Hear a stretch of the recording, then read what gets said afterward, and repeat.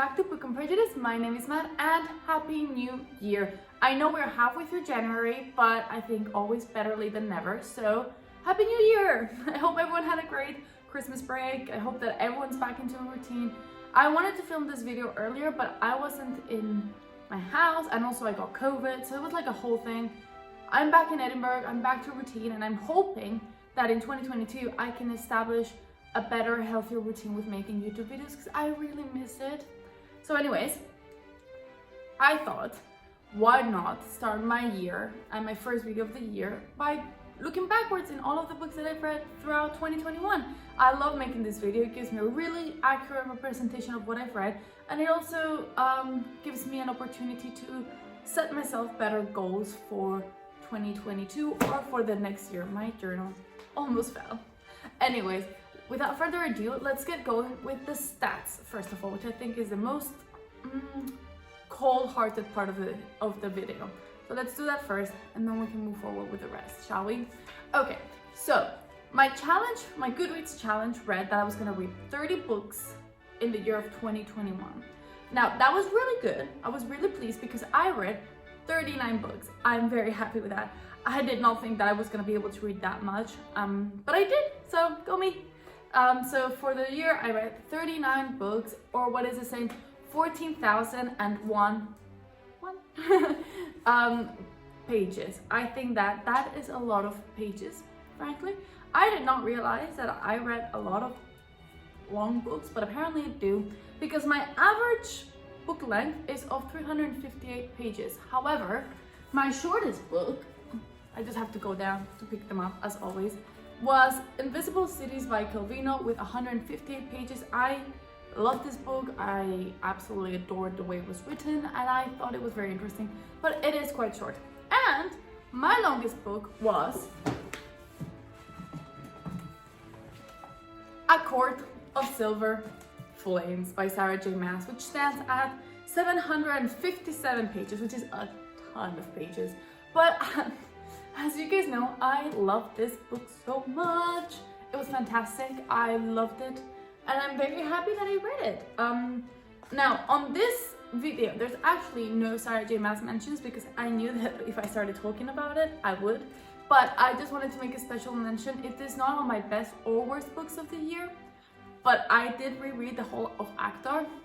I loved it. I absolutely love Actar to death. So very pleased with this book. Read it, my longest book of the year, my best series of the year too, if you ask me. But now let's start with my best and my worst. And I always like to start with my worst because I don't go in as much detail as I do with my best books. I tried to limit this to 5 books, and then I realized 2 things. One of them, I did not read that many bad books, so I really had to fish out the bad ones. And also I read a lot more than 5 books that were amazing, so there's 8. Might change throughout the course of the video, but let's start with the worst ones. And as I said, it was not easy to come back with this, so I'm sorry if I offend anyone. I genuinely did not hate any book that I read this year. That's a lie, there's a few that I did hate. Okay, so the first one that I read was Clap When You Land by Elizabeth Acevedo. I read this as an audiobook, so I will pop it in the screen. Now, I thought that the story was very good. I just genuinely didn't enjoy the way it was written. So the style and the way it was kind of written as spoken poetry, I found that it didn't really match the book itself. I mean, I understand why it was done that way. She is a poet, but that really did put me off of the book, so I didn't really enjoy this book, and that's why it's on my worst books. I think that if it had been like written in normal prose, that would have been a completely different vibe. So yeah, that's one of them. The other one that I really didn't like was Graceling by Kristin Kishore. I read this book way back when I was like super young when it first came out. And I enjoyed it, it was good, it was fine. I thought it was better. And then I listened to the audiobook early this year, and I have to admit I was quite disappointed because I found that the main character was quite needy, and I found out that the main love interest was a little bit obnoxious for my liking, which is not to say that he wasn't a great love interest. I just didn't particularly love his vibe. So that's why I didn't enjoy it as much as I first did. As a matter of fact, I started listening to it because I heard that she came up with the third book after all of those years, and I was like, oh, okay, I'll re-listen to Graceling because I've already heard it, and then I'll read the other two. And I never did because I just couldn't find myself interested enough in restarting the series after realizing that actually, you know, they were great for when you're a young teenager, but as an adult I just did not enjoy it as much, so that's why I didn't add it. The other three that I did not particularly enjoy are, I have them in paper. So the first one is The Foxhole Court by Nora Zakovic. I loved this book. I thought it was fun. I thought it was great. I just didn't love it. It's not my kind of book. It portrayed a very toxic relationship at points. I know that some of my friends are obsessed with it and have read the whole series. I read this one because it was part of the Page Turners Club, and I didn't love it, if I'm honest with you. But regardless, it was still a good book. I didn't love it. And as I said, I am kind of fishing for books in here because I did love most of the books that I read. So The Foxhole Court, liked it, not too much. Sorry. The next one that I did not like this book, and I'm very sorry to my darling friend Celia. She also made it to the best books pile, but this was a big miss. Did not love this. It's Where the Lost Wander by Emmy Harmon. I hated every single part of this book. I did not like the plot. I did not like the middle. I did not like how it ended. They end up, I believe they're basically Mormons at this point.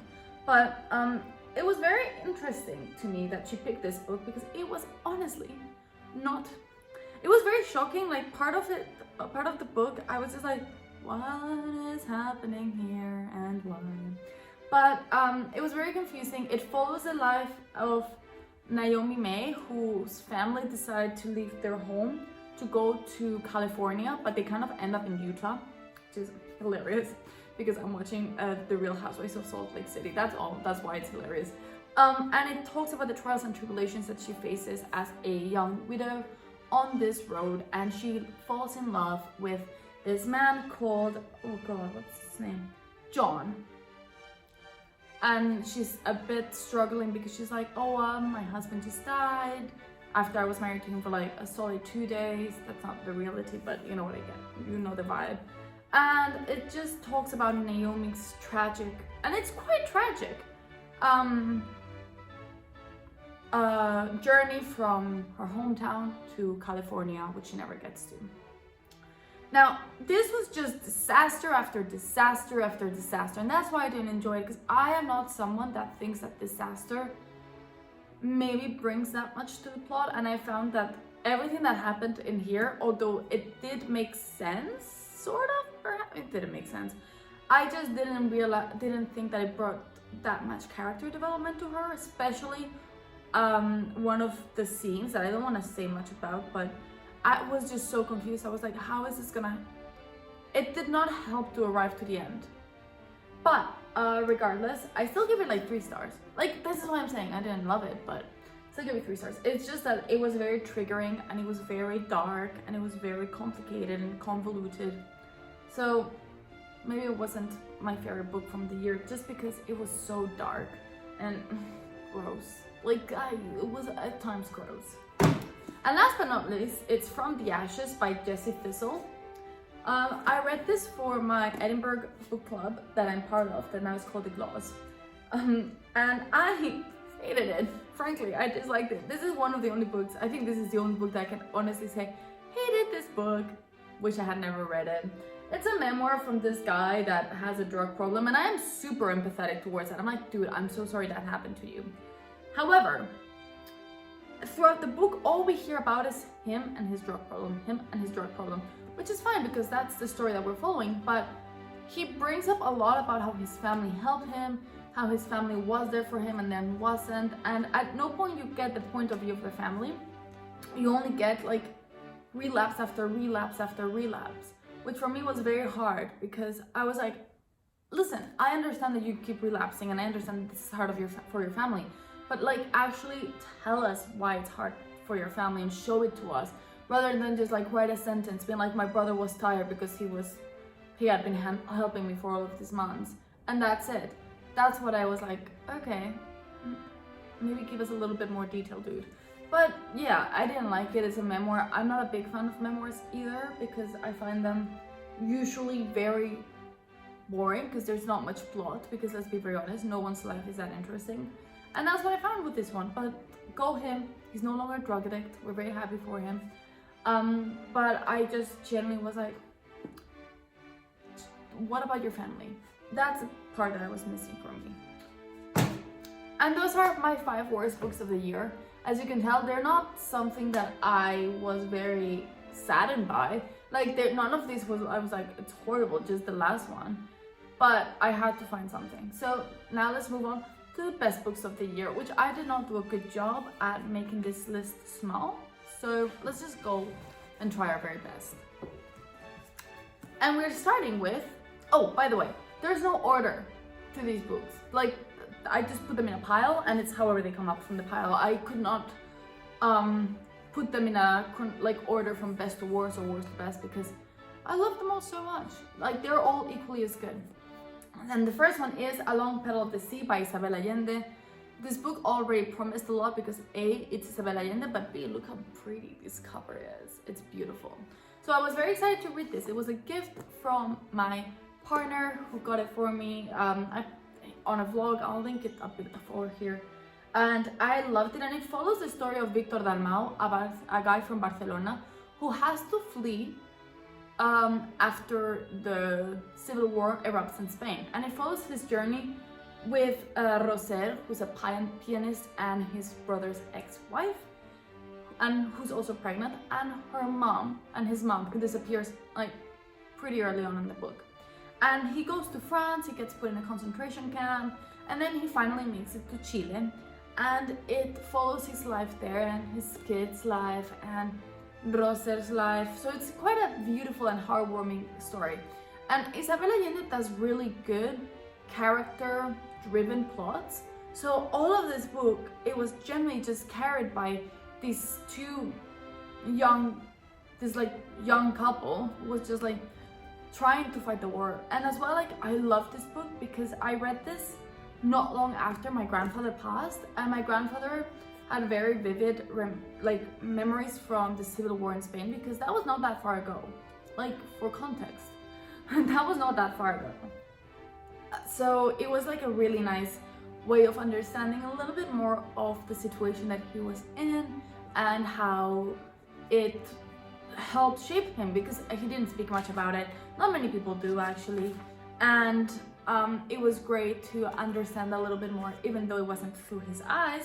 So like a time period, it'd be like a little bit like in 50 years time when we all have grandchildren, and they'll be like, how was COVID? And some people will be comfortable speaking about it, some people won't, but there will surely be novels that are written about it. And I think that Isabella Yande, as a novelist, is very good at capturing human sentiment and human feeling and plastering into words in a way that everyone can relate to it. Because even though I personally have never gone through a civil war, I really felt like I could relate with every character and could understand their choices a bit more.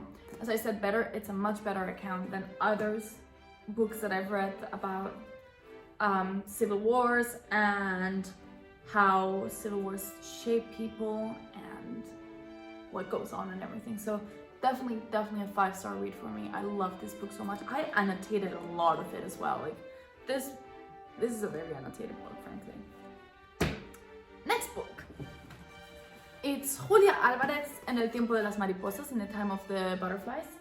Again, this takes place, I believe, in, oh my god, where do you take place? In Dominican Republic, during Trujillo's dictatorship. And it follows 4 sisters, Patria, Minerva, Maria Teresa, and Dede, who are known as the Mariposas because they are actively fighting against Trujillo's regime. Now, I've made this comparison before. This is so much better than Mario Vargas Llosa. Is it Mario Vargas Llosa? 1 second. Yes, Mario Vargas Llosa's La Fiesta del Chivo, because it really not romanticizes, but shows us a more delicate view from the war, which I know war and dictatorships are not always very beautiful to look at, but the way this was written is even the pain and the suffering was through beauty, and I think that's why they use the butterflies, because they are so beautiful and they're so strong, and I think that was a perfect way of describing these 4 girls. And as well, from the get-go, you know that 3 of them are dead, so you spend the whole book trying to figure out why they died, how they died, and what events led them to there. And it's great to see how one person in one family can quite literally change change within a country. It's not a real story, but it definitely could be. Like, I'm sure there's a lot of untold stories from women and men that are similar to this in times of war. So definitely loved Julia Alvarez. It was a gift from Greg. I'm super grateful. And I look forward to maybe reading some more of her. I don't think she's published much more though. Next! It is If We Were Villains by Emil Rio. This is where I said that my friend Celia was also popping up in these books, in the best books, because I love this book. This was a Page Turner's book club book, and I thought it was fantastic. Like, I cannot understand how much, I don't think I can explain how much I love this book. Basically, what you do is you follow Oliver Marks, who from the get-go, you know he's been in jail for 10 years for murder he did not commit. And what they're trying to do is, it follows kind of like Oliver Mark and Detective Colborne have a chat in which he's like, I know you didn't do the crime and I know you did the time. I want you to tell me why and who did it instead, because I am a retired police officer now, but this has been eating me alive and I want to die in peace, basically. So through a set of flashbacks, we followed this group of 7 students, I think. Yeah, 7 students, and who are all in this very prestigious arts university, and they all study theater and Shakespeare. And one of them dies, and it kind of follows the story and the relationships of all of them. And I thought that was really great. It was very similar to A Secret History, but I found that in this one, it was a lot more in depth, I found, than A Secret History. The Secret History. Doesn't mean that The Secret History is still in that pile, don't worry. But I really enjoyed it. I generally thought it was really interesting as a book, and I would definitely recommend anyone that has a second to read it. Also, really funny. Let me see if I can find. It's written like a play. So you know when you have a play that it says Little Red Riding Hood, 2 dots, and the line, and then says Wolf, 2 dots, and the line. It's written sort of like that. That's how the quotations are made. So I really recommend reading this one. Loved it. 5 stars. If you're a fan of Dark Academia, definitely give it a shot. This is very good. Very good. Next book is Shadow and Bone. Oh god, that's really shiny. Okay. Shadow and Bone, that's also shiny. Well, it's a beautiful copy, but it's Shadow and Bone by Leigh Bardugo. I read this trilogy, I'm not making it up, in 4 days. I loved it, I devoured it, I thought it was really well done. I have the special edition of it as well, and my fiance gets me a lot of books, as you can tell. So he got me this one, and then he got me a Kindle version, the other 2. And I love them so much because I also found that they are so well written, and there were some plot twists that I could see coming, but even if I saw them coming, I was still like, how did we get here?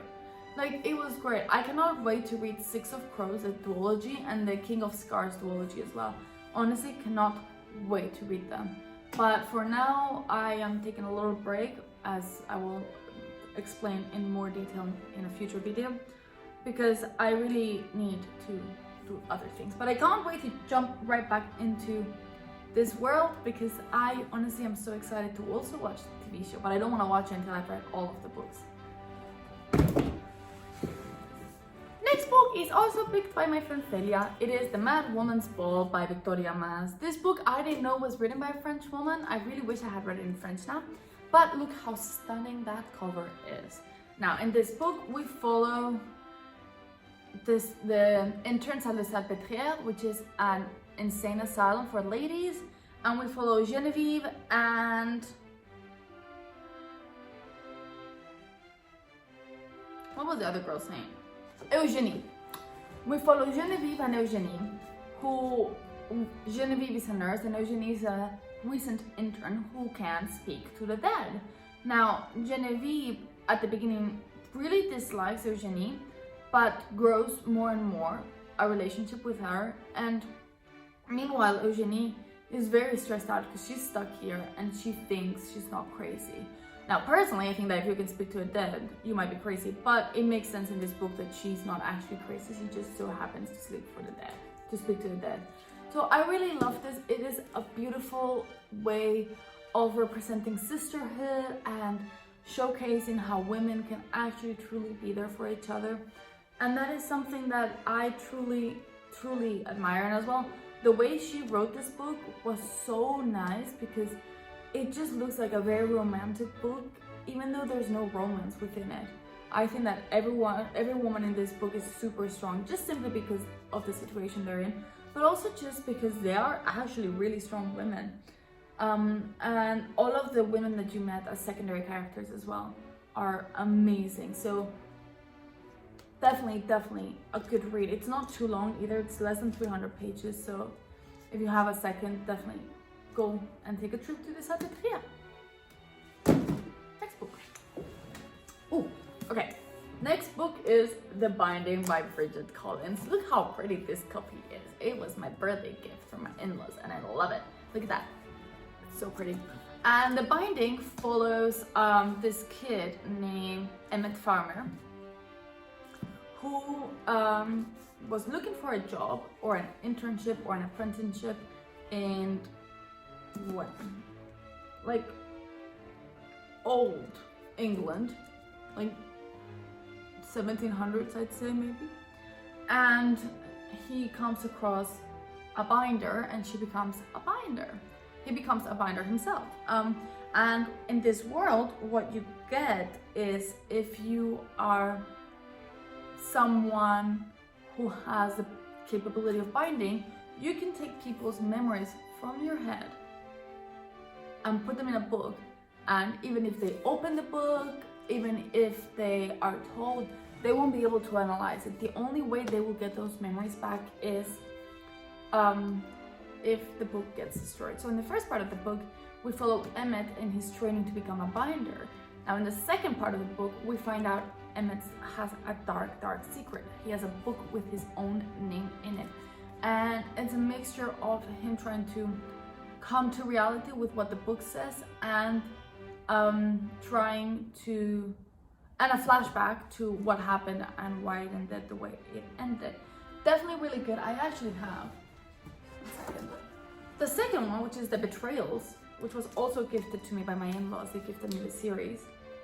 And I don't think they're like a duology, but I do think they follow the same principles. So this is in my TBR. I'm very excited to read it. And I definitely recommend reading The Binding.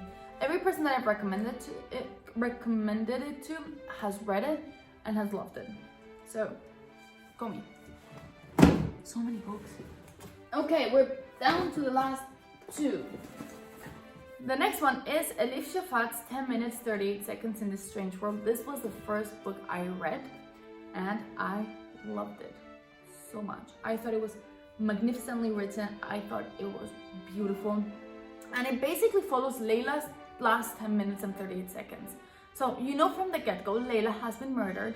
And in this book, in this universe, the last 10 minutes and 38 seconds before your brain turns off, you go through your life and through key memories and moments of your life. So they are all associated with smell. In her case, I don't know if that's the case for everyone, but that is the case for Layla.